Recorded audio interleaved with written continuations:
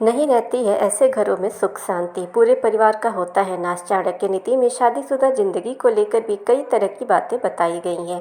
इनमें पत्नियों की कुछ आदतों का भी जिक्र किया गया है। अगर उनमें हो तो पूरा परिवार बर्बादी के कगार पर आ जाता है। आचार्य चाणक्य के बारे में शायद ही कोई ऐसा व्यक्ति हो जो ना जानता हो। उन्हें 20वीं सदी के सबसे ज्ञानी और बुद्धिमान पुरुषों की श्रेणी में रखा गया है।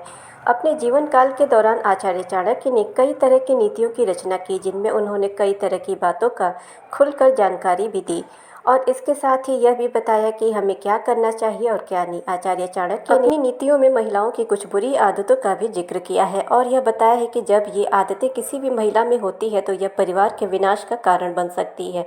चलिए महिलाओं या फिर एक पत्नी की इन्हीं बुरी आदतों के बारे में जानते हैं। पहला, बिना सोचे समझे बोलने वाली महिलाएं।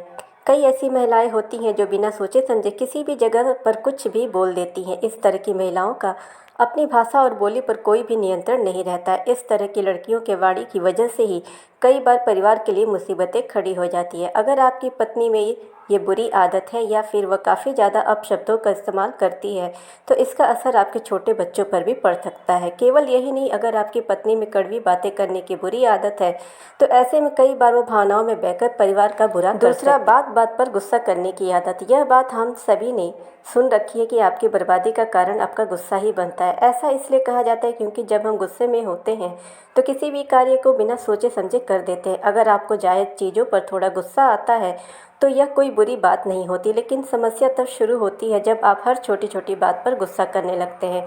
जिन महिलाओं की छोटी छोटी बातों पर गुस्सा करने की आदत होती है वह पूरे परिवार के लिए माहौल ख़राब करती है। इस तरह की महिलाओं की वजह से परिवार भी कभी तरक्की नहीं कर पाता है। ऐसे ही चाणक्य नीतियों के लिए आप हमारे चैनल को सब्सक्राइब करें, नोटिफिकेशन बेल दबाएं ताकि हमारी हर वीडियोज़ आप तक पहुंचती रहें। वीडियो को ज़्यादा से ज़्यादा लाइक और शेयर करें।